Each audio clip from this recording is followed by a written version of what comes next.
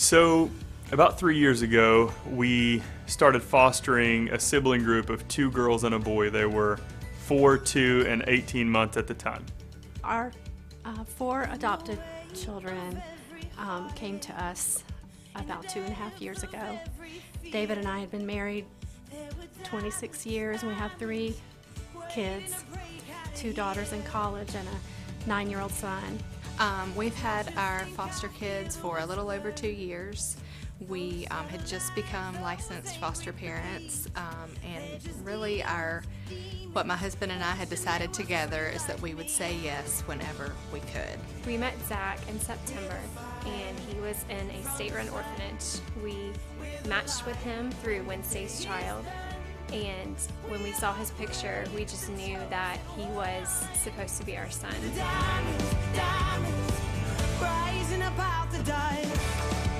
When I first saw my daughter, I had known her previously, and the day that I was assigned to care for her as her nurse, I was holding her, just felt a very strong feeling of compassion, and I felt very moved to take action, and really felt that the Lord was speaking to me at that moment, that He had placed her in my life. I was actually an attorney out at Cobb Juvenile Court, and I remember when I really started feeling the need for foster care and the desire for us personally to foster.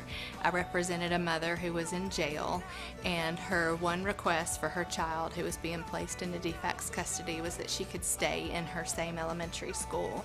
And she was not able to do that because there were no foster parents in her school district, which actually ended up being our school district.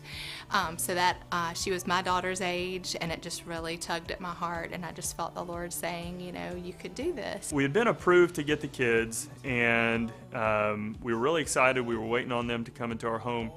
And late one night, my wife Erin got an email that said the kids were not going to be able to come into our current home because it was too small. Because of the girl and boy situation, they couldn't all stay in one room, and so we had to get a bigger house all of a sudden. Well, Erin was devastated, and I had been asleep at the time, and she woke me up. She was really upset. She showed me the email. David, you know, we can't have our house. Our house is no longer approved for these 3 kids. And I looked at her and I said, that's amazing, because I just had a dream, and in my dream an angel had told me, if you take these kids, I will get you a new home.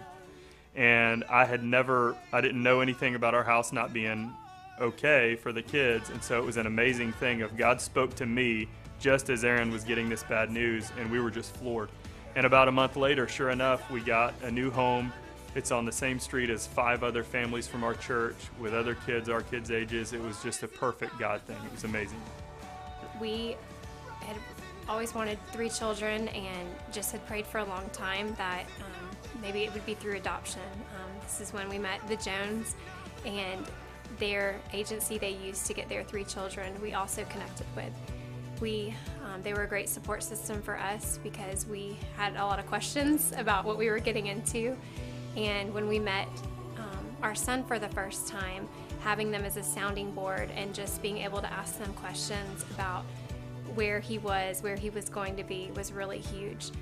We finally were able to get him out of his placement and into our home, and it was just an amazing day for everyone involved. It literally felt like a prisoner was being set free, and he was just, you know, entering a family for the first time, so it was a really exciting day.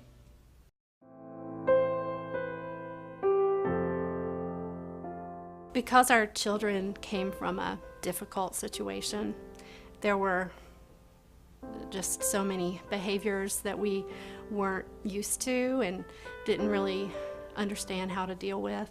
Our family has made a lot of adjustments to become a family of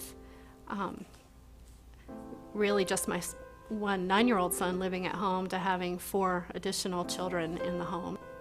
And in particular, one of our adopted daughters experienced more so than her brothers and sisters, experienced some physical trauma and emotional trauma, and she had a lot of issues with delays and behavior problems and learning disabilities.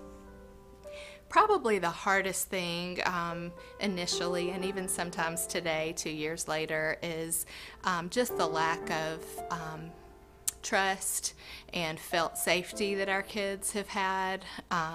The youngest at 7 months did not show much of that at first, but our 2-year-old, once she got comfortable, we began to see how fearful she was. That was probably the hardest. That would play out in things like bedtime, things like we would go to story time at the library and I would find her in a stranger's lap. She was detached and did not feel a bond to any particular parent. If I enforced some rule that she did not like, she would run and find another mommy. If we were out somewhere in public, she would just run up to somebody else if she was mad at me. At first, everything was great, and after a couple of months, these behaviors just started showing up. Anger, anxiousness, fear, and a lot of behaviors that were just, to be honest, weird. We didn't know what they were. They were socially awkward. We didn't know where they were coming from. We realized it was really playing on our own past, our own baggage, our own things that we were carrying into the relationship as parents, and what the kids were doing was just really highlighting some of the things that were wrong with Aaron and I, some of the anxiety that we had and anger that we had and that we were dealing with and that we had kind of just dealt with or slid under the rug but never truly dealt with. And so it was a time that was just really ugly for the family. We were told before we met Zach that he would probably never have a self-generated thought, and that he would pretty much just be speaking echolalia is what they called it. He would pretty much echo everything we said. We knew deep down that that wasn't true, that there was a real little boy inside him somewhere.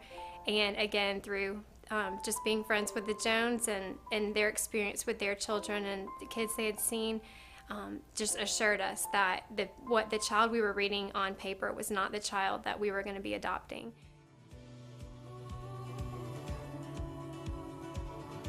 She has received different therapies and has been in a special needs program in the school system, and she has grown in so many ways in the last few months.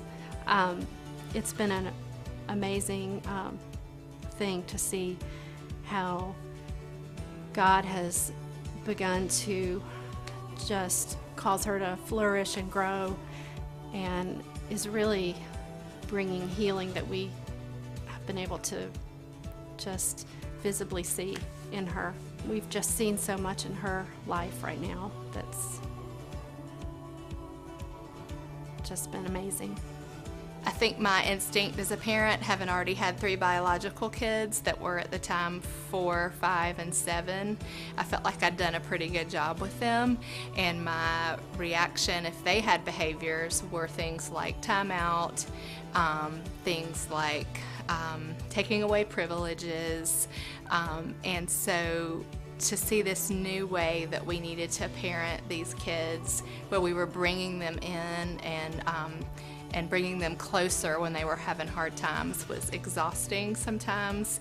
But to see the way that it worked and to see that they were really doing the best that they could with the skills that they had, we really began to see, as trust increased, as their safety increased and they felt safe on a daily basis with little things like food, routine, sleep, the plan for the day, we began to see their behaviors improve, and that was just miraculous to watch. So what God did through that is that, first off, he did just that. He highlighted the things in Aaron and I that were not of him, that we were carrying from our childhoods, that were hurt, that were pain, that were sinful. And through that, he started a work in our hearts to deal with those issues, with our own baggage.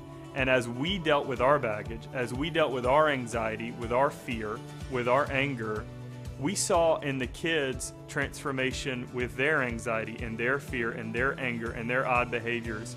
And as he's done that, it's brought our family together in a way that's unbelievable, and it's established a closeness that we couldn't have gotten any other way, and it's so obvious that it's a God thing.